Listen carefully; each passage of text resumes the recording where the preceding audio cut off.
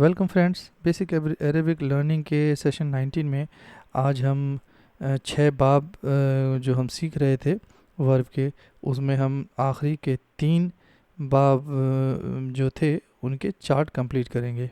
तो वर्ब के 6 बाब में से 3 हमने कंप्लीट कर लिए। आज हम समय, हसब और करूमा का चार्ट बनाने की कोशिश करेंगे। इन तीनों में भी जो मिडिल वर्ड है, सेकंड लेटर, वो सेकंड लेटर हम अलग से मैंने यहाँ पे डिनोट कर रखा है।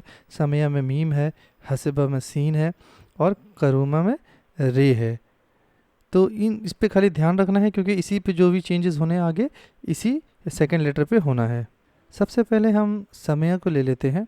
तो जिस तरह से हमने पहले फतह से कंपैरिजन करते हुए बनाया था, उसी तरह से हम इसको भी फतह से कंपेयर करेंगे और देखेंगे कि कहाँ कहाँ क्या चेंज हो रहा है। तो हम पास्ट टेंस का सबसे पहला वर्ड जो समय है हमने प्लेस कर दिया और प्रेजेंट टेंस है यस माऊ। तब अब जो डिफरेंस है देखिए कि फतह में ते पे ज़बर था, समय में ज़ेर है। ये तो बिल्कुल क्लियर है क्योंकि पहले ही हमने देख लिया था कि समय बिल्कुल अलग होता है, उसमें मीम पे ज़ेर होता है। और यस माऊ ये जो आपका बना, ये देखिए कि यफ्तहू जो फॉर्म यफ्तहू का था सेम यस माऊ भी बना। तो अब ये चीज़ यहाँ पे क्लियर आप समझ लीजिए, समय में पास्ट टेंस में ही सिर्फ सारे डिफरेंसेस होंगे और प्रेजेंट टेंस में कुछ भी डिफरेंस नहीं होगा, यानी कि वो फॉर्म फतह का ही सेम फॉर्म रहेगा। जैसे यफ्तहू था तो यहाँ पे यसमाऊ है, कोई भी जेर ज़बर आगे पीछे नहीं है।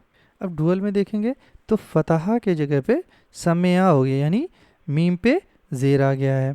और अगर प्रेजेंट टेंस में देखेंगे तो था यफ्तहाने, तो यहाँ पे है यसमाआने, कोई फॉर्म में चेंज नहीं है, यानी प्रेजेंट टेंस समय का बिल्कुल फतह जैसा होगा, इसमें कोई फ़र्क नहीं होगा। जो भी फ़र्क है वो सिर्फ पास्ट टेंस में ही होगा। और उसमें भी क्या है, सारे जो सेकंड लेटर हैं उसके नीचे ज़ेर लगा देना और कुछ भी इसमें फ़र्क नहीं है।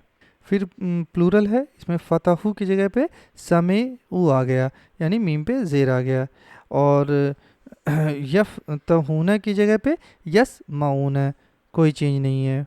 फिर अगला वर्ड है समय त, तो यहाँ पे मीम में ज़ेर है। और प्रेजेंट टेंस में क्या है, तस माऊ, इसमें कोई चेंज नहीं है, जैसे तफ तहू था वैसे ही तस माऊ। अब अगला वर्ड है समय तुमा, ये डुअल फॉर्म है और इसमें भी मीम में ज़ेर है। और प्रेजेंट टेंस में देखेंगे तो है तस माने, इसमें कोई चेंज नहीं है, जैसे तफ तहाने था वैसे ही तस माने। नेक्स्ट है समय तुम, तो मीम पे ज़ेर है और प्रेजेंट टेंस में क्या है तस माऊना, तो इसमें कोई भी चेंज नहीं है, तफ तहूना जैसे था वैसे ही तस माऊना। अब फर्स्ट पर्सन में देखेंगे तो समय तू, यानी मीम पे इसमें भी ज़ेर है। और अगर हम प्रेजेंट टेंस देखेंगे तो अस माऊ, यानी अफ तहू जैसे था वैसे ही अस माऊ, कोई चेंज नहीं है। अब फर्स्ट पर्सन का प्लूरल अगर देखेंगे तो क्या हो जाएगा, समय ना, यानी मीम पे इसमें भी ज़ेर है। और अगर प्रेजेंटेज देखेंगे तो नस माऊ, ये जैसे तफ तहू था सेम नस माऊ, सॉरी जैसे नफ तहू था वैसे ही नस माऊ। तो ये आप देखिए, अब इसमें जो भी हमने भी बनाया, जो भी चेंजेस थे वो पास्ट टेंस में थे और प्रेजेंट में कोई भी चेंज नहीं है अगर हम फतह से कंपेयर करते हैं तो। अब यहाँ पे मैंने समय का बिल्कुल क्लीन एक चार्ट यहाँ पे रख दिया है, तो आप इसको प्रिंट लेके रख सकते हैं ताकि कभी भी इसको रेफ़र करना हो तो आसानी से यूज़ कर लें। अब अगला बाब है हसिब, तो हसिब का मतलब होता है कंसीडर करना, मान लेना कोई चीज़ को। तो अगर सबसे पहला वर्ड देखते हैं तो हसिबा हमने प्लेस कर दिया है, ये जैसे समय था वैसे ही हसिबा, इसमें भी पास्ट टेंस में ज़ेर है, मगर यहाँ पे चेंज किस में आता है, प्रेजेंट टेंस में।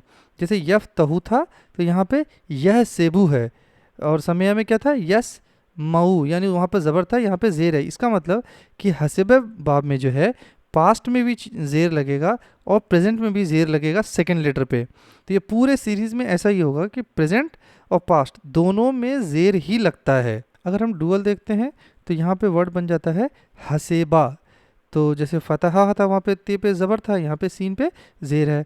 और प्रेजेंट टेंस में क्या है, जैसे यफ तहाने था यहाँ पे क्या है यह से बाने, यानी सीन पे ज़ेर है। तो पूरे के पूरे चार्ट में यहाँ पे पास्ट में भी और प्रेजेंट में भी सेकंड लेटर पे ज़ेर ही होगा। नेक्स्ट है प्लूरल फॉर्म, तो इसमें आ जाएगा हसेबू, तो सीन में ज़ेर है।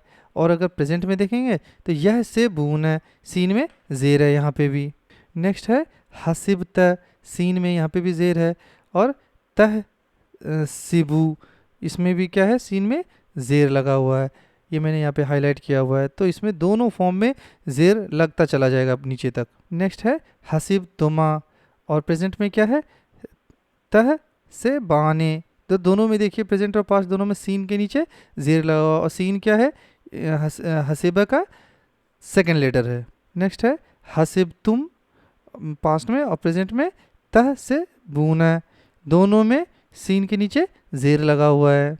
फर्स्ट पर्सन में देखेंगे तो हसिब तू, और प्रेजेंट टेंस क्या है, अह से बू, तो यहाँ पे भी सीन में दोनों के नीचे ज़ेर लगा हुआ है। जबकि फतह के फॉर्म में क्या था, ज़बर था। अब आखिरी इसमें फॉर्म बनता है हसिबना और नहसिबू, दोनों में सीन के नीचे ज़ेर लगा हुआ है।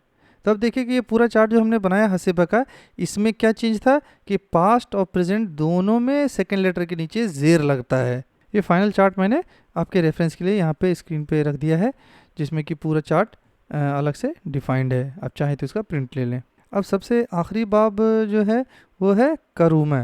तो करूमा का मतलब होता है कि नोबल हो जाना, बहुत अच्छा हो जाना। तो यहाँ पे हमने सबसे पहले ये देखिए करूमा का रख दिया है वर्ड, और इसमें देखिए कि जैसे फतह में ज़बर था तो करूमा में क्या है, रे पे पेश लगा हुआ है।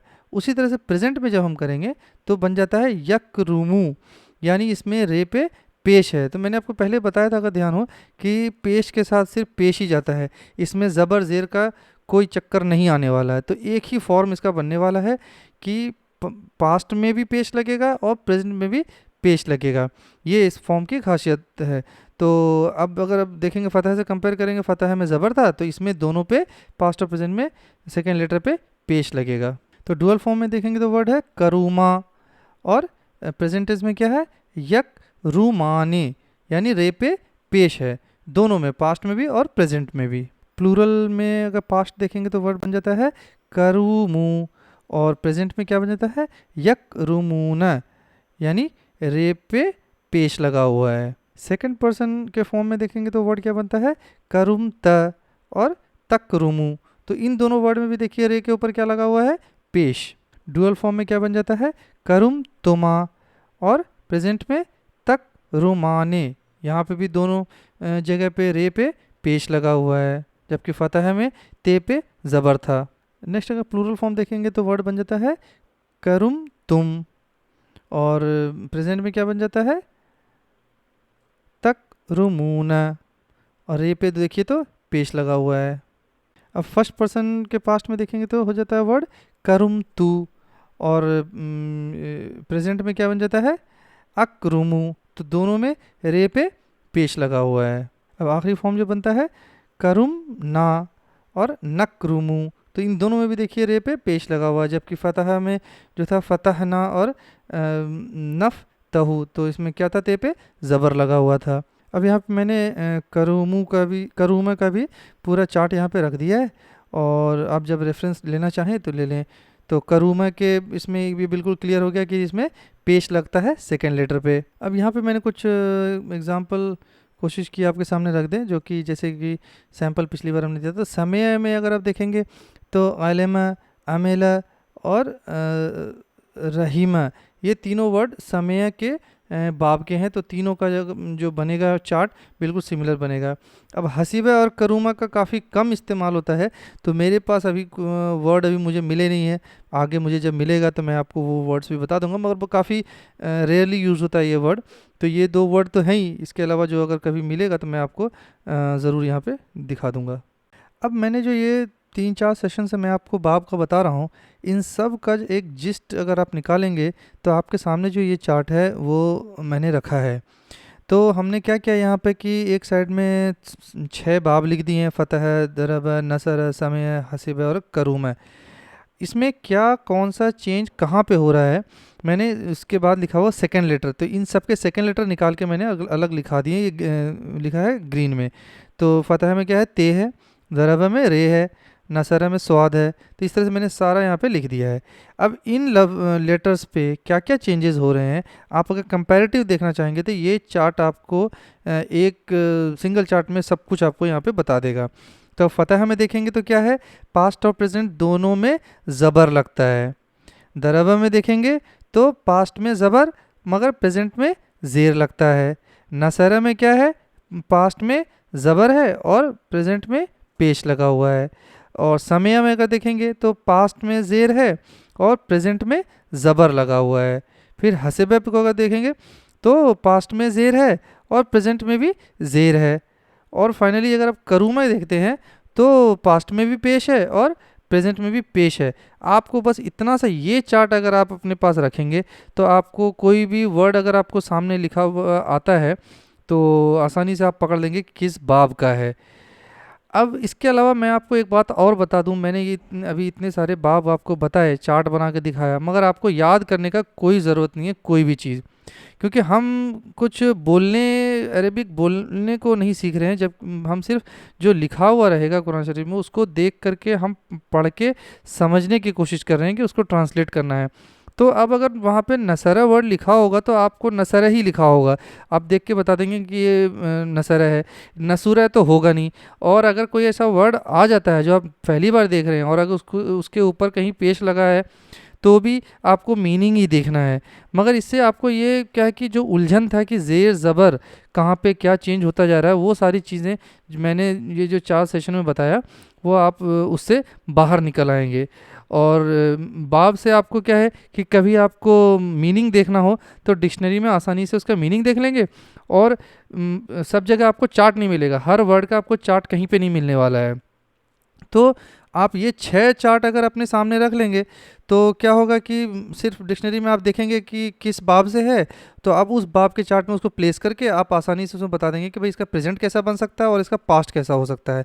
वो सारी चीज़ें आपको उसमें से निकल के आएंगी। तो इस काम के लिए मैंने आपको 4 सेशन में ये सारी चीज़ें एक्सप्लेन की हैं।